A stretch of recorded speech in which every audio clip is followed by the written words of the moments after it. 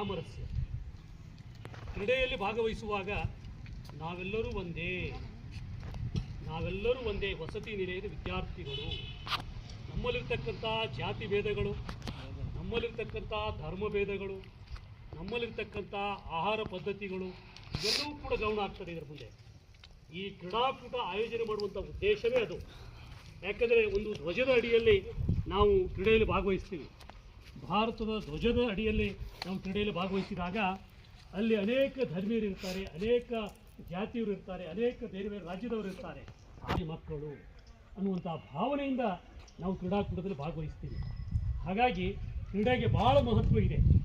ನೀವು ಕಲಿಕೆಯಲ್ಲಿ ಹಿಂದುಳಿದರೂ ಕೂಡ ಪರವಾಗಿಲ್ಲ, ಕ್ರೀಡಾಕೂಟದಲ್ಲಿ ನೀವು ಆಯ್ಕೆ ಆದರೆ ಮೀಸಲಾತಿ ಇದೆ. ಕ್ರೀಡೆಯಲ್ಲಿ ನೀವು ಭಾಗವಹಿಸಿ ಅದರಲ್ಲಿ 5% ಕ್ರೀಡಾಕೂಟ ಇದೆ.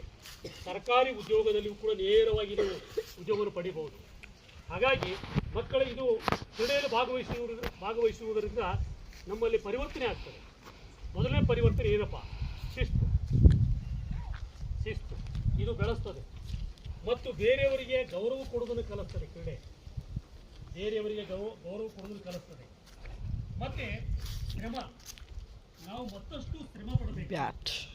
ನೀವು ಹೇಗೆ ಕ್ರೀಡೆಯಲ್ಲಿ ಆಸಕ್ತಿಯಿಂದ ನೋಡಿ, ಈಗ ಎಲ್ಲರೂ ಮುಖದಲ್ಲಿ ಮಗು ಇದೆ, ಚೈತನ್ಯ ಇದೆ, ನೀವು ಆಲೋಚನೆ ಮಾಡ್ತಾ ಇದ್ದೀರಿ.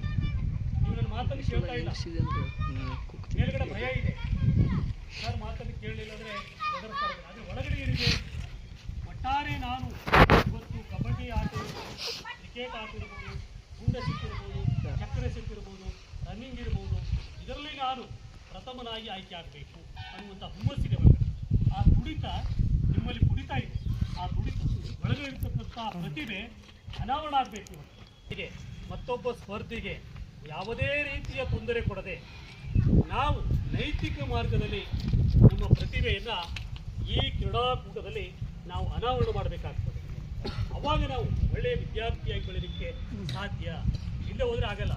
ಯಾಕಂದರೆ ನಮಗೆ ತಾಳ್ಮೆನೇ ಇಲ್ಲ. ನಾವು ಬೇರೆಯವರು ಏನು ಹೇಳ್ತಾರೆ ಅದನ್ನು ಆರಿಸಲ್ಲ. ಹಾಗಾಗಿ ತಾಳ್ಮೆ ಇರಬೇಕು. ಬೇರೆ